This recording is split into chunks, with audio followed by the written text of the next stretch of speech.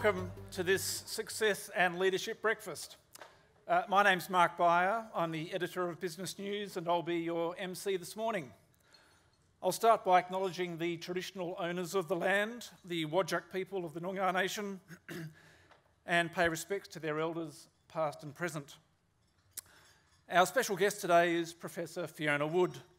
She shot to national prominence back in 2002 after the Bali bombings, was named Australian of the Year in 2005, but I thought she became really famous early this year when she was on national TV, had her portrait painted by Arne Doe on Arne's Brush with Fame. Please make Fiona welcome.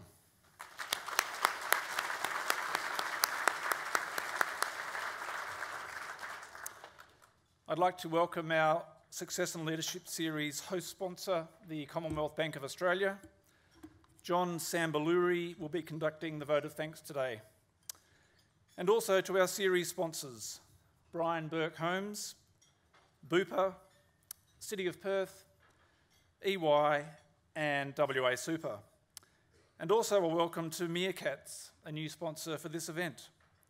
And thanks too to the Hyatt Regency for supporting the event this morning. Please join me in thanking our sponsors.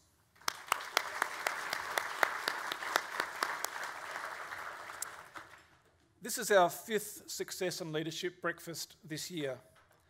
In February, we had a property panel with Hayden Groves, Paul Blackburn, Vivian Yap and Michael Workman discussing the outlook for that market. In April, we had a breakfast in conjunction with the International World Wide Web Conference. We had speakers from Google, Wikipedia, LinkedIn and Snap. In July, Richard Goyder spoke about his time at Wesfarmers and his future plans at the AFL and Woodside and elsewhere. In September, we had Mike McKenna, who runs the newly named Optus Stadium. And to kick off next year, we've secured the Premier, Mark McGowan. It'll mark 12 months in office, so we look forward to seeing you here at the Hyatt. That's on Friday the 16th of February. Now, one of our big events at Business News every year is our 40 Under 40 Awards. These recognise the achievements of young individuals, people under the age of 40, across business, the arts, philanthropy. And in fact, one of our very early winners was Fiona Wood's colleague, Marie Stoner. She was a winner way back in 2002. Now, there isn't much time. Entries for the next round of awards close tomorrow. So if you're thinking about entering someone or entering yourself, please give us a call and speak to Rosemary about that. And the winners will be announced at a gala event in March next year. It's a great opportunity to network with up-and-coming people in business and the community here in Perth. So I'd love to see you at the awards night. If you'd like to see a list of guests in attendance this morning, you can browse to the URL that can be found on the back of your program. If you have a question this morning for Fiona Wood, you can do that via tweet or via text with the details up on the screen. And of course, we'll have roving microphones if you'd like to stand up and ask a question later. Breakfast will be served shortly, at which time business cards will be collected for the door prize. The Hyatt has donated one night's accommodation in a Hyatt Regency Club King Room, plus breakfast for 2. And in about a week, you'll be invited to participate in a 2-minute feedback survey, and one lucky participant will get a complimentary subscription to Business News or an upgrade to your existing subscription. Now, I'll be back just before 8 o'clock, and we'll wrap up the morning's proceedings just before 9 o'clock. And as you enjoy your breakfast, I don't normally do this, but you all have a copy of the latest edition of Business News on your seats. If you turn to page 11 of this edition, this is a remarkable coincidence, but you'll see some members of Fiona's family there, who've also got another business venture underway. So something to have a quick look at while you're having your breakfast. So please enjoy the company, and I'll see you just before 8 o'clock. Welcome back, everybody. I hope you've enjoyed your breakfast. Thanks again to our host sponsor, the Commonwealth Bank, and all of our series sponsors. Today's event will be in a Q&A format, and leading the discussion will be my colleague Mark Pownell. Mark has been with Business News. He's just clocked up 18 years and recently appointed as our Chief Executive. So please welcome Mark to the stage.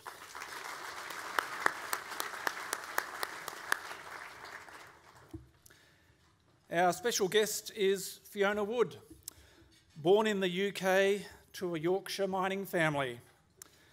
Had the good fortune to meet a doctor from Perth, and as a result of that, moved here and has had a very successful career and a growing family. A burn surgeon and a researcher, a professor at the University of Western Australia, co-founder of the Fiona Wood Foundation, best known perhaps for the spray-on skin repair technique that's still being commercialised by the listed company Avita Medical, and as I mentioned earlier, Australian of the Year. So a lot to talk about. Please welcome Fiona to the stage. Well, Fiona, great pleasure to host you here again. I was going through our records, and you are, as far as I can tell, the only person who's been on this stage for Success and Leadership 3 times. Oh, sorry. No, it's brilliant. We had you firstly in 2003, which was kind of on the back of a big year for you, and then we had you in a panel on, I think, on medical tech and the like, and now again in 2017, so it's wonderful. Now, I just wondered if you remember, dare I ask, that first time you came on stage, you'd ridden your bike to the event and you'd forgotten a bit of kit. Can you recall that moment? I think bike pants are very flattering, and I thought, well, hey, you know, I've forgot my clothes. Am I late and go get something more appropriate? And I thought, no, I'll go with a lycra. And hoping that I was going to stand behind a very large lectern, but it wasn't to be. I think it might have been one of those awful see-through numbers. So too much information. Did you ride today, Fiona? Not today. No. I thought I wasn't going to risk it. I did yesterday.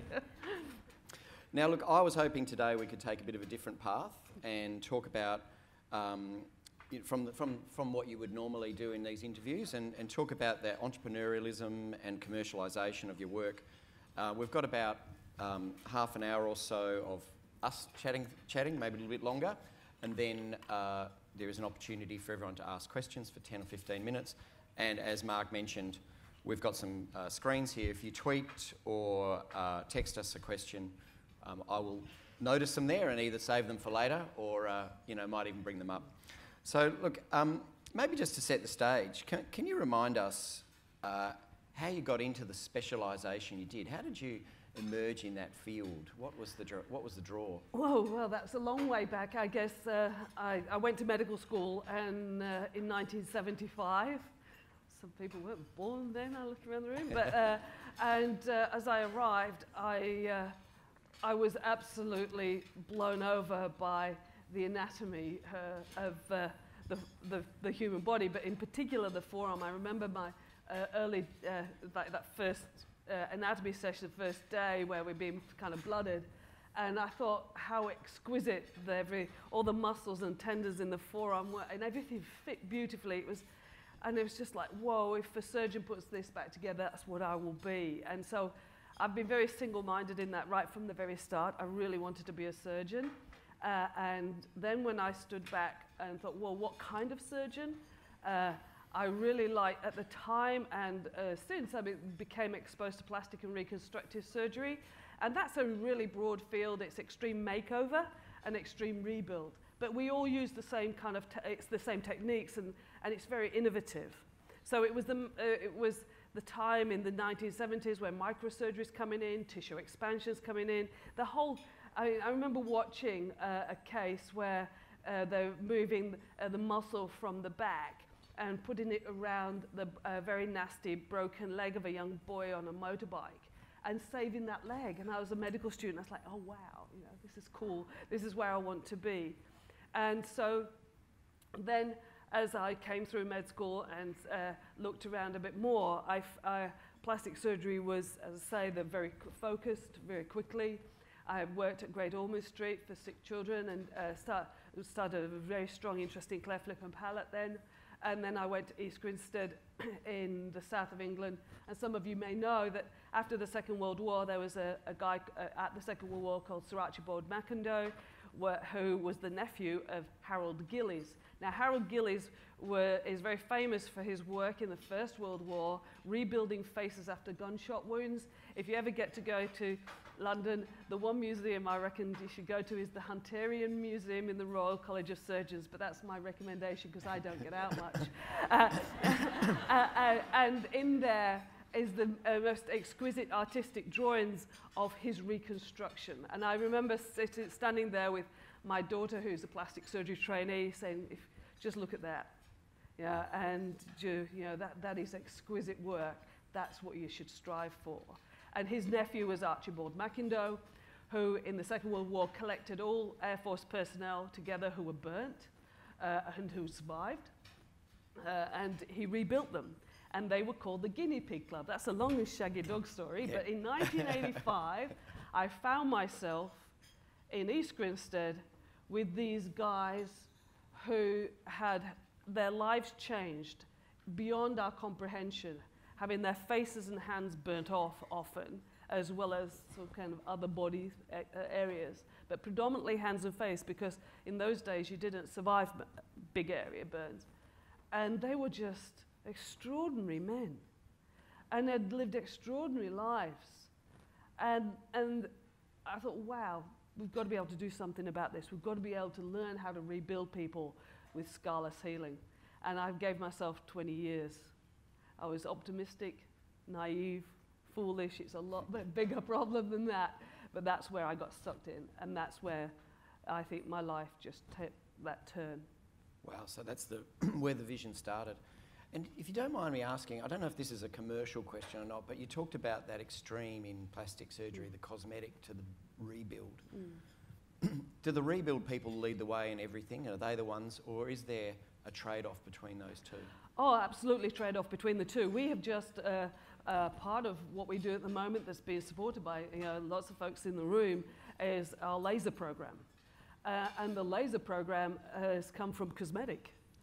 Cosmetic laser has been around for a long time, and they in various ways, shapes and forms. And maybe 5 or 6 years ago, we saw that certainly the laser technology had advanced to the point where the Armed Forces Institute of Regenerative Medicine in the US had done a series of returned wounded warriors. And I go, whoa, you're doing something different there, what's that? And so we've now got a laser program that is very advanced.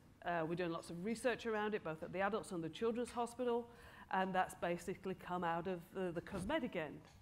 On the other end, we've got the cell-based skin technology that we've, like Marie Stoner, one of the, I think it might have even been one of the first year of the 40 under 40.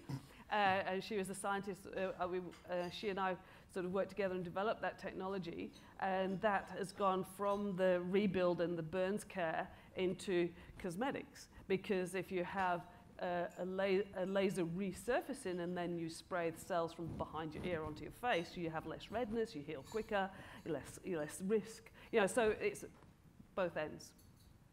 And Fiona, just to finish off the past a little bit, you've obviously fallen for our trap that we send people from Perth around the world to bring people back as their partners.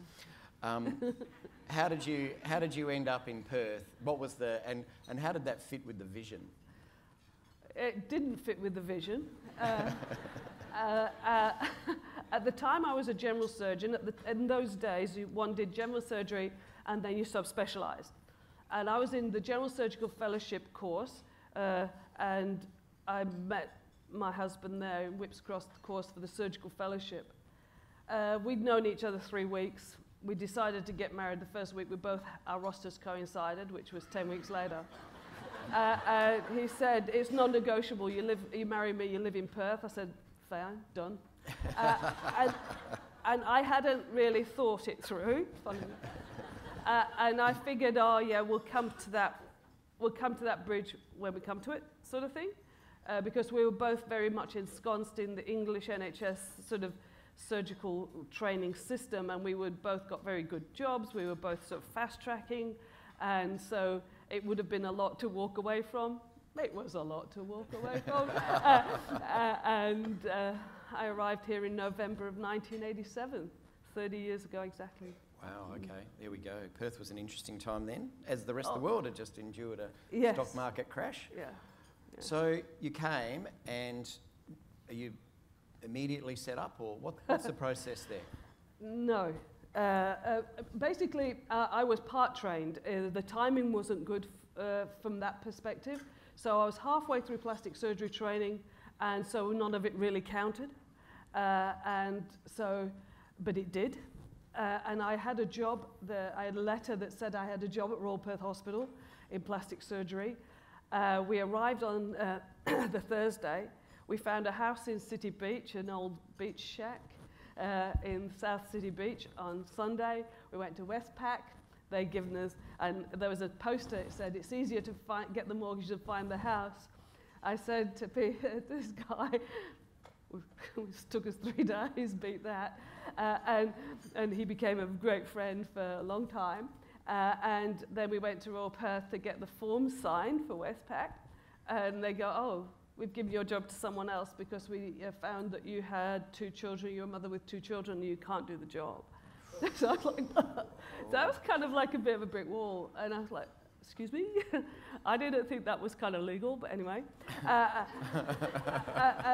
I was told that, not to make a fuss or it could even be worse. But meanwhile, my husband's boss was an amazing guy, Prof. Tony House, who's an extraordinary man, who had told Tony to apply for 2 jobs in general surgery.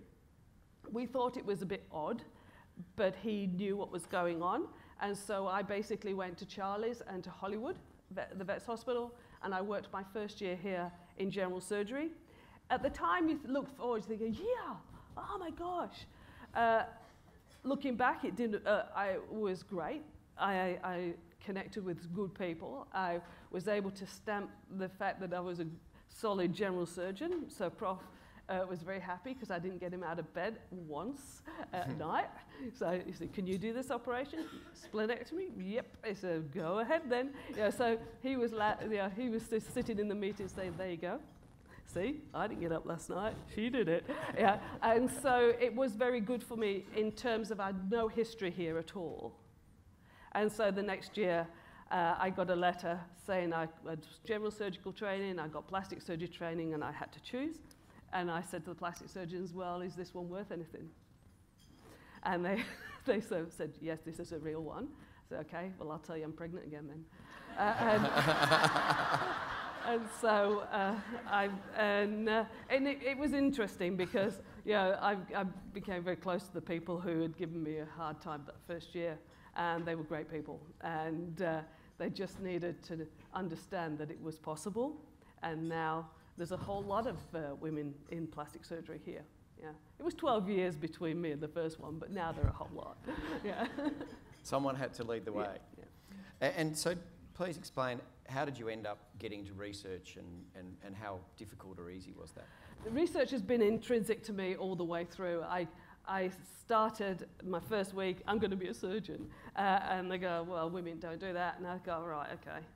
Right. And I'm a kind of a why sort of kid, and I turned into a why kind of teenager. And so I was a questioner, and I didn't understand the status quo. I wanted to be able to, for me, if people don't question, we still put leeches on, we'll still be bloodletting, and so we've got to be able to ask questions. We've got to be able to think about what's tomorrow going to bring. And so I thought, I stood back and thought, well, I need a CV that they cannot walk by. And so as a medical student, I started my research. And I did things then that are useful now. I remember I went to East Africa and worked with the Leakeys, and I did an extra degree in physical anthropology and neuroanatomy, and I studied the postcranial, like the fossilization, so fossilization of the body, because there's a lot of work was being done in the brain, and linking that with how people evolved to walk on two legs and all.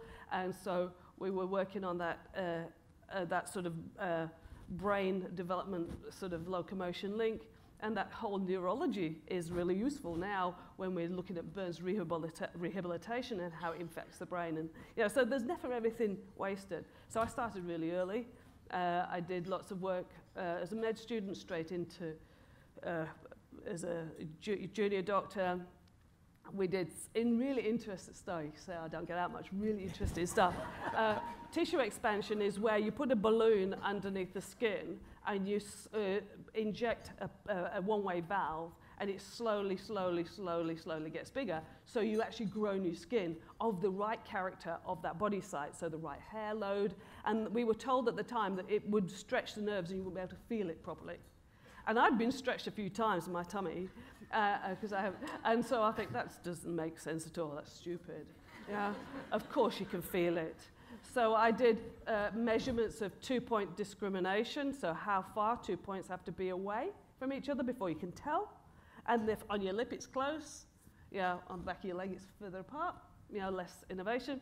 And so we did that on tissue expansion, and we demonstrated nerve plasticity, which now we know, plasticity in the brain and all, but we were the first people to demonstrate it in the skin. And that was in 1986. So it's lots of stuff all the way through. There's lots of stuff to find out, isn't there? It's interesting. Especially if you've got human bodies to play with. Right? And what about funding? I mean, we had Barry Marshall on stage here a couple of years ago, and look, probably slightly earlier than your time, but he talked about sort of diverting hospital funds into research, which I think you might not get away with in more latter times. How did you find funding? Well, funding is the biggest issue we have. It's absolutely, unquestionably, the one thing that has kept me awake at night. I mean, I feel like I should do, it's a shout-out time. I know there's Woodside here. Woodside have been supporters of us since the 1990s. Our disaster plans, we've responded to Bali, Woodside-based, funded. Our population health data work that has changed the understanding of burns internationally is Woodside. Chevron looking at whole sort of work in how we measure airways, how we measure the skin. The Commonwealth Bank supporting and IGA with the lasers. And I hate naming people because I'm always going to forget, because I know there's lots of people here that have helped us along the way, because funding is a real issue. I think it's, we have great brains, great scientists, great innovators, and we come out of university and then we've no real solid career path that's got any kind of stability in it at all. It's a really tough gig. For the clinicians like myself, I can always work in health. So I can sort of swing in and out as there's a bit of money, as there's not. Like, I'm going to be more in research with the PMH Foundation and the firemen for a few years, starting next year. But I can swing in and out. But the scientists, we've got to be able to maintain them and not lose. I know there have been really solid research teams just dissolved overnight because they didn't get the grants. Yeah, right. So with that understanding, we started with the McComb Foundation early on. And lots of people, I'm sure, in the room have helped us along the way with that. And that started in the 90s when we realized we had to iron out the rough spots and we had to be able to keep things going. And so that's why we have the foundation. Okay. And let's just fast forward, I guess, to the spray-on skin. What point did you realise you had something new, something that you could turn into what it is today, or something like you thought it could be? Well, I think the spray-on skin cell story for us, for Marie and I, started in 1990. In fact, really, it started in 85. In 1982, in the US, in Boston, the guy Howard Green and another guy Reinwald had worked out how to grow skin cells, and then the guys at the Shriners Institute in Boston put it on a patient for the first time. And I'd seen this in the old days. I'd read a magazine, a journal, about 7 months after it had been done, you know. Magazines still exist, Fiona. Yeah, yes, I saw it. And then as I arrived here and I was working out my space in Burns, there was a patient in 1990 that I think of often because, you know, there's that one of the N=1 who changes lives, and she didn't survive, but she was the first person we used culture skin on, and the skin was grown in Melbourne. We sent a little piece of her skin to Melbourne, they came back, and she was healed from a skin perspective, but died from the secondary consequences of a major burn, which is infection. And then, so in 1991, I became consultant, and I thought, right, this is it. I'm in charge. On Friday, I was registrar, and on Monday, I was director of the Burns Service of Western Australia, a grand title which I still hold today. There was one applicant for that job. So, so it would have been really embarrassing, as I say, if it would have been alternate. So I came to the table knowing out there was an opportunity to expand skin in a way that hadn't been done clinically very much, and a way to build on the shoulders of giants that had gone before. So Marie was working in the labs in the basement of Royal Perth Hospital. So the first few cases, Bill Beresford was the administrator at Royal Perth Hospital. I saw him not that long ago having coffee down the beach. So, oh, hi. So we got chatting, and I said, oh, I was talking about you the other day and how you made all these things happen. He said, no, I didn't. I told you no, but you wouldn't listen. And I was like, no, you didn't. And so he was really a facilitator at that time. And so we were able to send skin to Melbourne for the first 12 cases. And those first 12 cases gave us an absolute clarity that we could save length of stay, morbidity, sort of secondary complications, so that we could then actually justify having a lab in-house. The lab in-house was actually at PMH and funded by Telethon, and that started in 1993. The prerequisite, of course, was having a scientist, and Marie had worked in the bone marrow laboratories and in the basement at Royal Perth. And so when the skin came back from Melbourne in tissue culture flasks, they're flown by Ansett, and Ansett were fantastic, did a lot for us for free, straw that broke the camel's back, but anyway. Sorry. And so when the skin came, I would go to the labs in the night, maybe it's like 3 in the morning, process the skin ready for the theatre start, and Marie would be there processing the bone marrows for the bone marrow transplants. So I met somebody equally as crazy, equally with the same kind of work ethic, and she was awesome. And I said, oh, Telethon say that you're going to start a lab, fund a lab in PMH. How about it? And so we worked together from that point, from 1993. By 1994-5, we were spraying skin on, cells on. And at that time, we realized that, in fact, on the bigger patients where we were doing this in the lab and then back onto the patient, they looked better and healed quicker than the traditional methods. And that's when we went to well, we should take this to the bedside. We should bring this out of the laboratory, which is a very complex, risky environment, because these skin cells are really fastidious. Marie was an absolute dynamite. She could grow skin cells like no one else. And because I'd said to her, around the world, it was 3 weeks. I said, if you can't do this in 10 days, it's useless. February 1993, we did it in 10 days. Royal we, she. And so from there on, we pushed harder. We got it down to 5 days regularly, and then we said, right, let's take it to the bedside. And that's the Recell kit. Gotcha. And that Recell kit is then, we said, right, well, we could actually market this, and so that in the cosmetic arena, they could benefit from this, and the royalties that could then fund our research.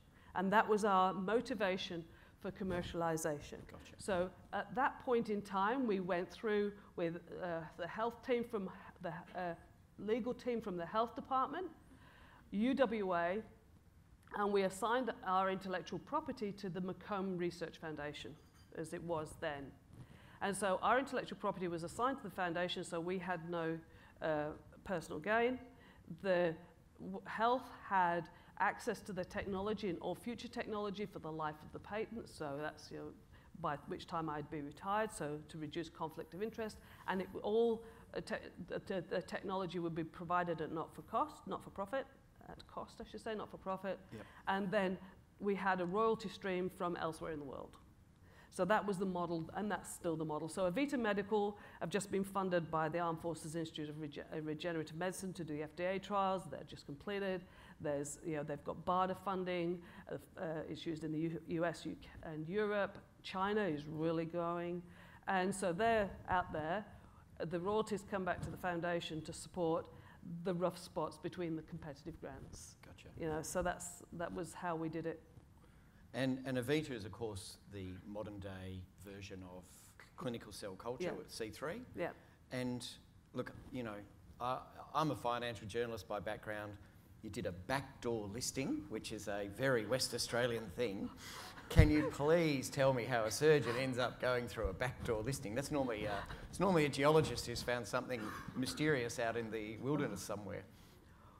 Well, you know when somebody says we're going to do due diligence, and you go, all right, yeah, come along, here you go. The smart money is on doing it back, yeah? And a surgeon and a scientist had no idea. And we all both crashed and burnt in those early years. We were in a very, very vulnerable position, to say the least, after having had some angel investment and moving forward, things weren't quite what we had expected or anticipated or hoped. And so we were really, our back was through against the wall. Marie and I went down St. George's Terrace, knocked on the lawyers' doors and said, this is the situation. And the uniform advice was fold it, bankrupt, start again. Fold it, bankrupt, start again. And we went and saw Solomon Brothers, a guy called Paul Fletcher, who now is Fletcher Law with his son, and we go, nah. And we've said, look, you know, we're halfway down the street here now. And we've said no to everyone else. We're not going to do that. We've got livelihoods, we've got patients, we've got an awful lot riding on this. We've got to be able to provide this service. We have got to be able to do this because life is at the other end. We've made the assertion that we can bring this lab, which by now the lab was down at Bentley, in the tech area in Bentley, and we brought the scientists, the health people out to work it, their livelihoods as well, you know. So we're not going to fold it. And he just laughed. He said, I can see that I like a challenge. And so he helped us, and we needed $3 million. And I think John Poynton was involved somehow and introduced us into a group. I can't remember the name. Adam Rankin Wilson, who's unfortunately passed, and Phil, I can't remember. Anyway, I think I frustrated them enormously because I said, you're not telling me the rules of engagement. All I know is I need 3 million. I know you've got it. And we can spend, we're arguing about percentages and things of the company and all. I said, we could be here a day, a week, an hour. It's 3 million, it's this. And I was so frustrated, and Marie's sweating behind me, poking me in the middle. It's like, so yes, I said, no, we hold our line, because I knew we would be dead in the water without that money. And so after 3 hours, they threw the towel in. And they said, okay then, and off we went. And it was like, I have no idea what happened then. I just really don't. It's kind of, I've denied, I've blocked it out of my mind.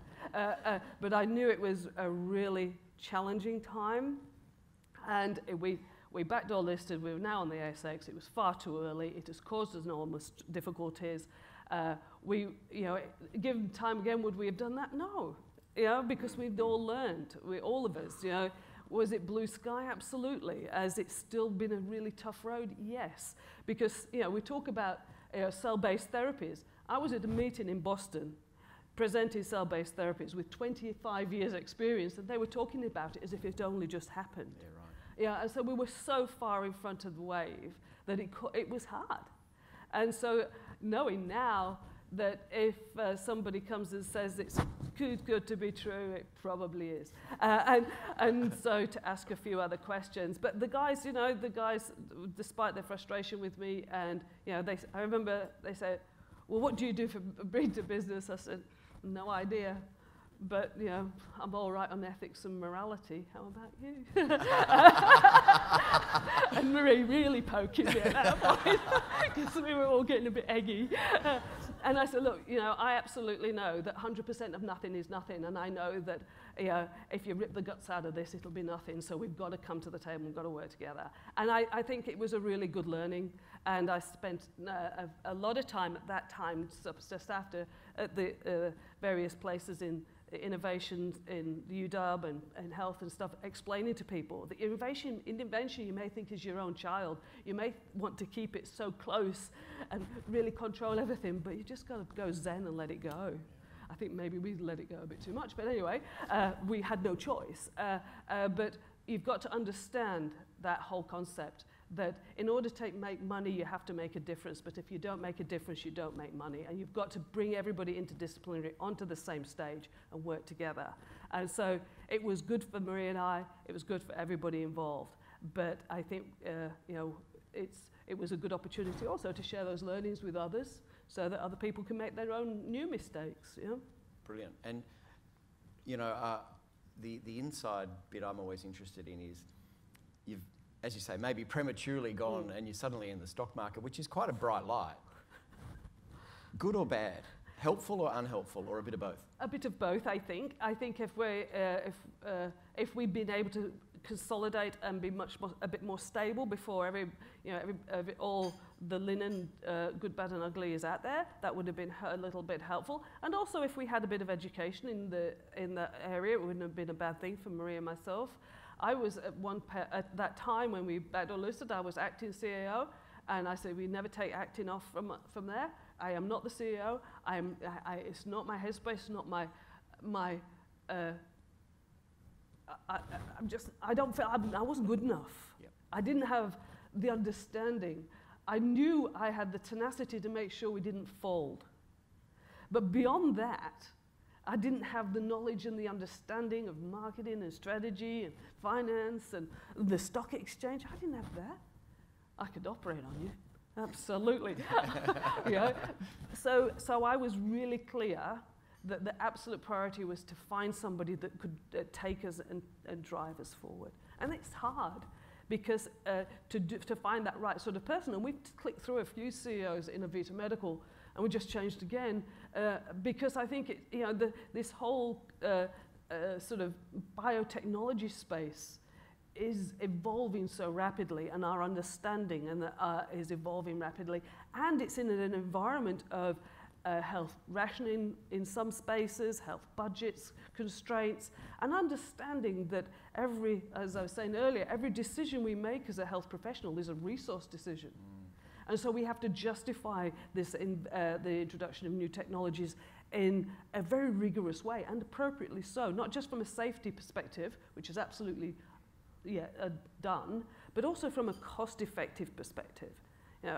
How do we actually introduce it in that kind of environment? So we did need someone to do that, and it is a challenging workspace, I think. Now, Fiona, we're getting close to opening for questions from the floor. And there are a few here.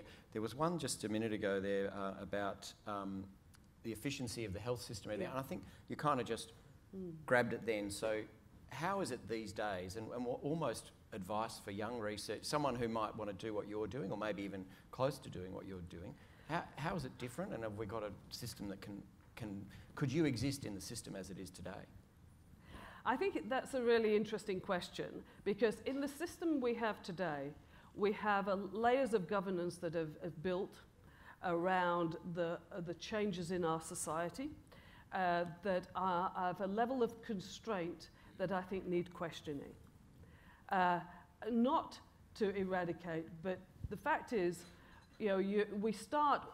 We've got one bad apple in the box, and so we make every other person do something because of the bad apple. And we're all in that space. We all understand that that layers of bureaucracy build. But I think the time is now where we say, oh, actually, let's actually look at this and clean it up and make it, give it some clarity. Yep. And actually understand that with the advance in biotechnology, with the advancing understanding in big data, with the understanding in that whole innovation and digital innovation space, let us actually go forward and work out where we can have a governance structure in health that facilitates innovation and facilitates particularly digital innovation in a safe and secure way. And I think that is a really, it's a conversation that is on the table. It is being spoken about because I think we're going through a sustainable health review at the moment, and I think it's a really important, there's important issues we need to discuss. Do we look at things like the last 6 months of your life where we spend so much and ask people if that's what they want? Simple things. Do we actually use technology? And I think we spoke about this the time I was here with the panel. If we have a video call outpatient system, then the person can go to work, not drive the car down the freeway, change the environmental emissions, change Wilson parking because they're not parking there, stay at work and do their outpatient clinic instead of taking a day off. How do we make that secure and capture that information? Work that's being done in that space. So there's a lot of opportunity, I think, to make sure our health system is sustainable into the future. But I spend a lot of time now on the surgical planning side of things with the juniors in the specific question. So that's my area of expertise. And it came out of when we moved to Fiona Stanley and we had new staff, and I was talking to the young surgeons, saying, when you walk into a room to operate and you don't recognize the people and they've not worked with you before, you sit in the whiteboard and you write down everything you're going to do, how many bandages you need. Because and one adult male leg will take 12 bandages. If you stand and wait for those 12 bandages to be opened, that takes actually 1.5 minutes. That doesn't sound a lot, but you translate that into theatre time, it starts to jack up the dollars. The clock is ticking. So if you've got them open before, you save in 1.5 minutes. If you open 18 bandages to save you time just to be sure, then you waste 6 bandage money, yeah? And so we do a lot of things around surgical planning, and particularly around resource management. In the burns unit, we have the dressing costs on the dressing boxes. So the nurses, part of their choice, they see how much they're spending. It's changed practice, changes behavior. Yeah. So I think there's a lot of opportunities for that because the realization is this is a runaway train. And I absolutely fundamentally believe that every single one of us, every one of you in this room can change the health budget. You all do first aid, you should all have a first aid certificate. Burns first aid, 20 minutes clean running water, 15 to 18 degrees for 20 minutes will change the life of an individual. Will change the health budget because it will change what we have to do. So every one of us can make the choices, take responsibility for our choices around education, health, wellness. If you're a smoker, please think about your children and your grandkids. You might see them if you stop. You know, let's be fair. If you're obese, think about it. Think about your fitness and your wellness because we all pay for that going forward. That's the elephant in the room. Let's talk about it. Let's work out how we can help each other such that the decisions we make personally can actually have less impact on the whole society. And with the society, we grow and move forward. So there's a lot of opportunities there.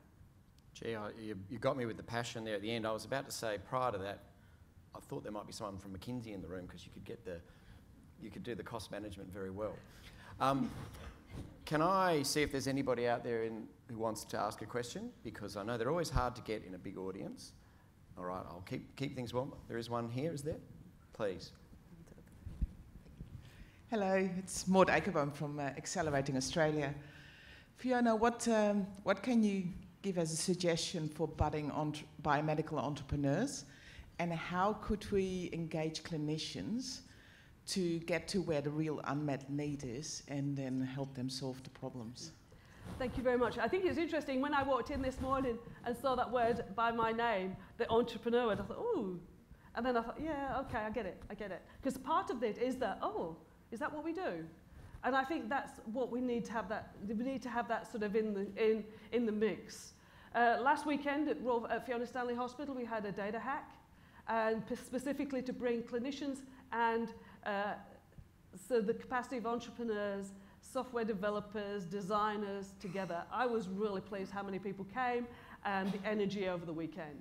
I think there are certain opportunities, like I'd like to see a system where we have clinicians pitch the hardest thing they have to deal with every day, then come back and get it to the scientists and the digital innovation teams, and then have 6 months, 3 months, 6 weeks later have the solutions pitched, and start to have that interdisciplinary conversation. From our point of view, we were very fortunate in 2004-05, we got a lotteries grant on the back of Bali looking at outcome measures. It's 1.3 million. To develop our data systems, we had to have that capacity in our team. Aaron Berg-Huber has been with us 10 years. He has been a game changer for us. So embedding people like that with computer science, and he's just finished it, go through his MBA at UW, brought again extra things to the table. So interdisciplinary work is really important in that regard. And just getting people mixing it up. The other thing I think is very important for budding people with ideas, when somebody says no, you don't have to believe them. I know that sounds really, two choices. You can keep going as a bulldozer, and that takes a bit more energy, or you go find somebody who's not just going to be a yes man, but who'll help you problem solving. I always say that no without engagement in problem solving is a black hole and to avoid. It will sap your energy if you start to fight. And go and find somebody who's going to engage in problem solving. Clinical or biomedical or any problem is solved better with multiple heads there, multiple lenses, diversity, bring different lenses to the problem, and then actually brainstorm it and look for solutions. But if you go and somebody says, no, you can't do that, I wouldn't have got off the blocks in my first week at med school. In fact, I wouldn't have gone to med school. Because if you believe everybody who says no, we'd all just go, all right then. And it's the same when, like yesterday, there's somebody said, oh, I was told that the policy of the health department wasn't such that we couldn't do that. I said, well, that's fine. Then let's go and look at the policy and let's change it. Let's actually understand what the policy was established for, and if it is valid, we will build on it, and if it is not valid, we will remove it. But you don't have to believe that that is the end game. And I think that's really important. And it's really important to do that together. Because when somebody says no, or the policy says this, or the computer says no, it's draining, isn't it? You say, oh, you get a bit jaded. But if there's somebody next to you kicking you, or prodding you, like Marie or any of the team, then you go, oh yeah, okay, well, I'll keep going. So together is really important. The together aspect is really important in my mind. Because on those days when it all looks like it's just too much, then you've got somebody say, come on, it's not that bad. Come on, we can. So I think that's really important. I hope that makes sense. Fiona, there's a question over here. Might be time for just the one more. We'll see how we go. Hi, Fiona. Hayley from Muscular Dystrophy WA. One of the challenges that we face continually around research is the lack of engagement with the community and the people that the research is being done for. How can we really make a change that when research is done, individual patient outcomes are one of the key components of an outcome, and it's not just clinical data? I think that's a really... if you'd asked me that question a little while ago, I would have looked at you in a kind of bemused way and thought, what? Isn't that what we all do? Because, and I guess we're in our burns, we live in a bit of a bubble. And the whole of everything we do, unless it is linked to a potential clinical improvement, it doesn't get funded. We're just so driven, and I think that the whole purpose of scarless healing is on a person, of reducing that scar inside and out. So it's been but I absolutely get where you're coming from now. And I understand that there are so many different pressures and levers, and the change in the way we've gone forward, and quite rightly bringing that patient to the center has been a really important part of the movement more generally. And so I think it's really quite healthy and sort of encouraging that in the last week, last 5 days, because I've not only been back about 5 days from overseas, I have been in 2 forums where consumers have been integral to those forums. One was the clinical engagement group and the consumer group for the Sustainable Health Review. And we had one of the best discussions I have ever been involved in, such that I asked if we could do one of those discussions around research as part of the sustainability of health, because without research, we will not have an opportunity to control the runaway train. And so the consumer has to be part of that conversation. And then yesterday, I was in the SMARS research strategy group, and there were a consumer group within that. Again, invaluable insight and things that we wouldn't have discussed without those people in the room. So I think absolutely you are right, that there is no point in a whole lot of there's a whole lot of questions out there. And I am a nut for why, and oh, that's interesting. Whoa, you know, you can go down rabbit holes real quick. But we've got to understand that, again, it's the resource custodianship as a researcher. And we've only got so many rabbit holes we can go down. And so to go down the right rabbit hole is vital. And how do we measure that right rabbit hole? And I think there are opportunities at both ends of the spectrum. One is engagement with consumers and understand actually what matters to people. And that's why our lotteries grant was a game changer, because we basically have led the world in Burns outcome studies. But then on the other end of the spectrum is trying to understand how big data and artificial intelligence can guide us. And so we've just done a piece of work with IBM Watson Drug Discovery Platform. That computer, you know, can play chess, it can win Jeopardy, and it can also, it has read the whole of the medical literature, which, you know, beats me on the, I'd have to, you know, fess up. And so with respect to that, we've done a program where we have changed the potential of thousands of research opportunities of genetic pathways down to a handful, which we can now test. But we'd have to know that that question is fundamentally correct, and the question is, why do people who have had burn injury have lifelong consequences around inflammation, heart disease, and cancer?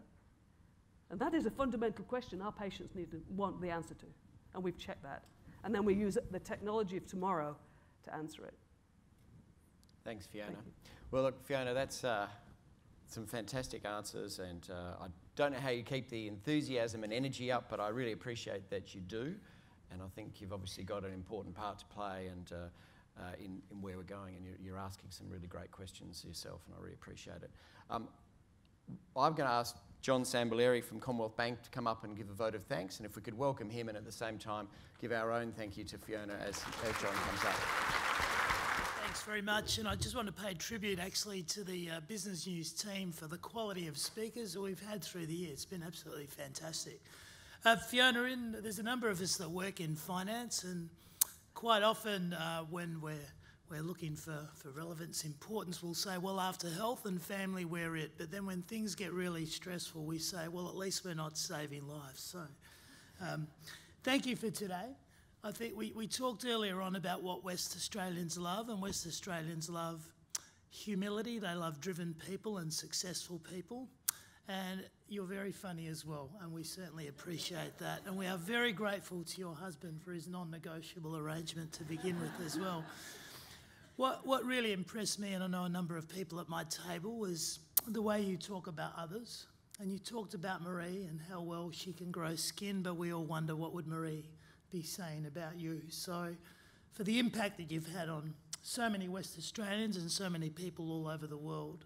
We're truly grateful. Thank you. The other thing I'd like to say is what an incredibly interesting person. We sat at the table just before Fiona came up. I asked her about her children. She has 6 children. That in itself could have been a morning presentation. It was really, really interesting. So well done. Today I've got some wine from the Carnesia family in the Rosabrook estate. It's beautiful wine. We'd love you to have this. Thank you so much. Thank you.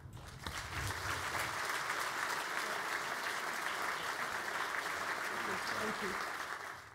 Okay, thank you, John.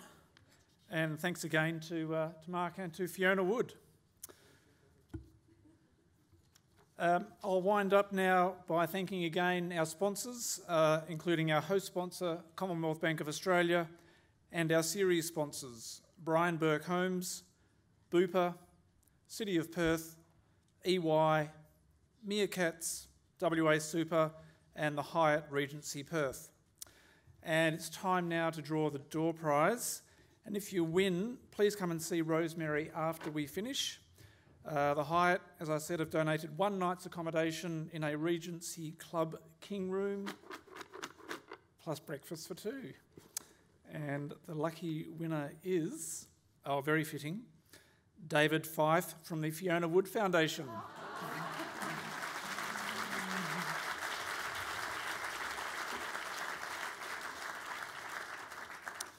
So thanks for joining us this morning. As you leave, please leave your name tags on the table or at reception out the front.